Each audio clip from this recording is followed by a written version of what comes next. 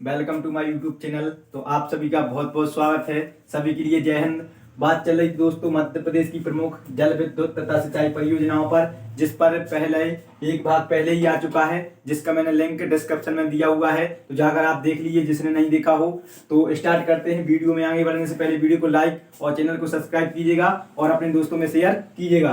तो दोस्तों मध्य प्रदेश की प्रमुख जल विद्युत तथा सिंचाई परियोजनाओं में बात कर रहे थे कौन सी परियोजना पर? उर्मिल परियोजना पर। तो देखिए उर्मिल परियोजना, उर्मिल परियोजना दोस्तों, उर्मिल परियोजना कौन सी नदी पर है? तो नदी के नाम पर ही है, याद रखना है आपको। कौन सी नदी पर है? तो उर्मिल नदी पर है, ठीक है। और कहां पर है? तो यह छतरपुर में है। कहां पर है? उर्मिल नदी छतरपुर, उर्मिल नदी छतरपुर, उर्मिल नदी छतरपुर में है। मोस्ट इंपोर्टेंट है छतरपुर, क्योंकि क्वेश्चन बनेगा तो यहीं से बनेगा कि जो उर्मिल परियोजना है वह कहां पर है? तो छतरपुर में। और कौन सी नदी पर है? उर्मिल नदी पर है। अब बात आती है दोस्तों की जो उर्मिल परियोजना है यह किन दो राज्यों की संयुक्त परियोजना है? तो यह मध्य प्रदेश और उत्तर प्रदेश की संयुक्त परियोजना है। तो आपको ये याद रखना है, क्वेश्चन यहीं से पूछे जाते हैं कि बताइए निम्नलिखित में से जो उर्मिल परियोजना वह किन दो राज्यों की संयुक्त परियोजना है? तो मध्य प्रदेश और उत्तर प्रदेश की संयुक्त परियोजना है। बात करते हैं दोस्तों की जो लाभ का अनुपात है जो उर्मिल परियोजना है, इससे लाभ का अनुपात कितना होता है दोस्तों? तो 60% मध्य प्रदेश के लिए वितरित हो जाता है इसका जल, और 40% किसके लिए हो जाता है? यूपी के लिए हो जाता है। तो ये आपको याद रखना है कि इसका रेशियो पूछा जाए तो 3:2 है, और अगर परसेंटेज में पूछा जाए तो 60% किसके लिए? मध्य प्रदेश के लिए, और 40% किसके लिए दोस्तों? किसके लिए? उत्तर प्रदेश के लिए इसका जल वितरित होता है। इसके बाद में बात की जाए कि जो उर्मिल परियोजना है इससे जो छतरपुर जिले का आसपास का एरिया है वह लाभान्वित होता है। उर्मिल परियोजना के बाद में बात करेंगे राजीव सागर परियोजना। कौन सी दोस्तों? राजीव सागर परियोजना, राजीव सागर परियोजना, या इसको ही दोस्तों क्या बोलते हैं? बावनथड़ी परियोजना। क्या बोलते हैं? बावनथड़ी परियोजना, बावनथड़ी परियोजना। दोस्तों जो बावनथड़ी परियोजना है वह कौन सी नदी पर है? बावनथड़ी नदी पर ही है। तो ये तो आपको याद रखना ही है, लेकिन जो इसका अन्य नाम है, क्योंकि क्वेश्चन पूछा जाता है कि जो बावनथड़ी परियोजना है वह इसको और किस नाम से जाना जाता है? तो राजीव सागर परियोजना के नाम से जाना जाता है। ये आपको याद रखना है।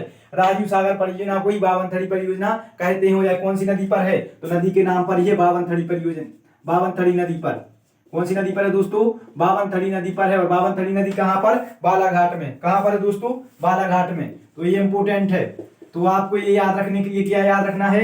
जो राजीव गांधी थे वो कितने साल के हैं? 52 साल के हैं। ये अगर आपने याद रखा तो आपको आसानी से याद रहेगी।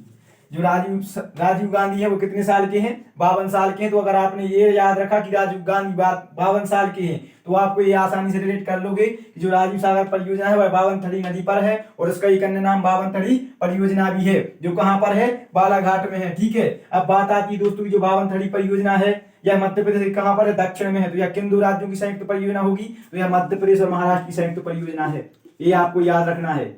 जो राजीव सागर परियोजना है वह किन दो राज्यों की संयुक्त परियोजना है दोस्तों? तो मध्य प्रदेश और महाराष्ट्र की संयुक्त परियोजना है। अब बात आती है कि दोस्तों इसकी सिंचाई क्षमता कितनी है? तो इसकी सिंचाई क्षमता है 38,000 हेक्टेयर भूमि। कितनी है? 38,000 हेक्टेयर भूमि।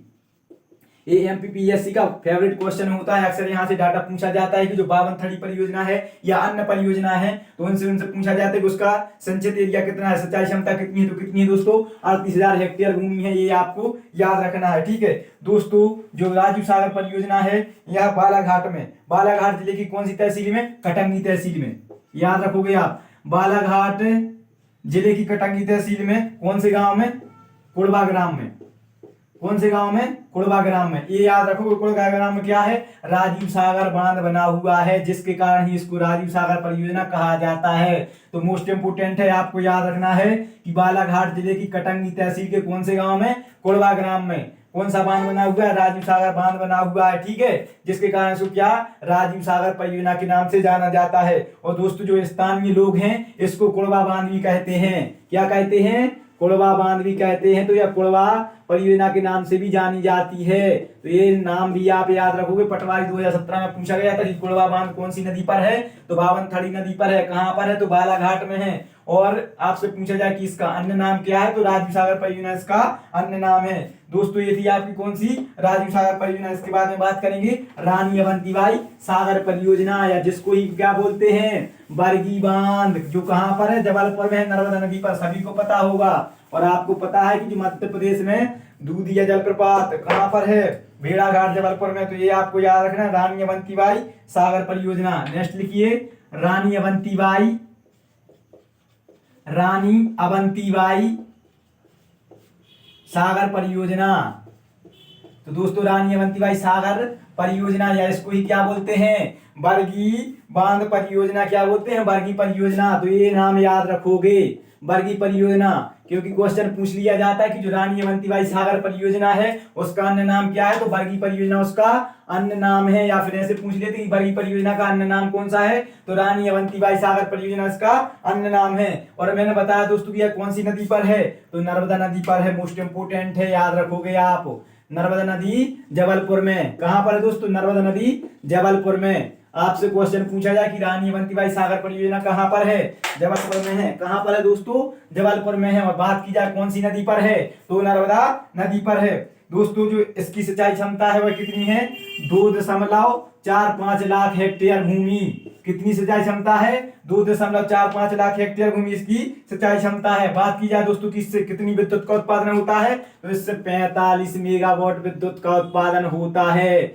याद रखोगे, ये भी क्वेश्चन पूछ लिया जाता है अक्सर एमपीपीएससी में कि जो रानी अवंतीबाई सागर परियोजना है या बरगी बांध परियोजना है उससे कितनी विद्युत का उत्पादन होता है, तो आपको याद रखना है कि 45 मेगावाट विद्युत का उत्पादन होता है। दोस्तों अब बात की जाए कि इससे कितने जिले लाभान्वित होते हैं, तो इससे 4 जिले लाभान्वित होते हैं। कौन कौन से, जबलपुर, जबलपुर कटनी, रीवा और सीधी, और कौन, सॉरी दोस्तों, सतना। और कौन सा जिला, सतना जिला लाभान्वित होते हैं। तो ये आपको याद रखना है कि जो रानी अवंतीबाई सागर परियोजना है उससे कौन कौन से जिले, जबलपुर, कटनी, रीवा और सतना। अब क्वेश्चन कैसे बनता है, वो क्वेश्चन पूछ लेते हैं कि रानी अवंतीबाई सागर परियोजना के अंतर्गत निम्नलिखित में से कौन सा जिला सम्मिलित है। तो दोस्तों आपको 4 ऑप्शन दे देंगे, तो वो उसमें से आपको छांटना है। या फिर एक क्वेश्चन बनता है जो डिफिकल्ट हो जाता है कि बताइए रानी अवंतीबाई सागर परियोजना के अंतर्गत निम्नलिखित में से कौन सा जिला लाभान्वित नहीं होता है, तो आपको 3 ये दे देंगे और चौथा इनमें से कोई दे देंगे जो नहीं है।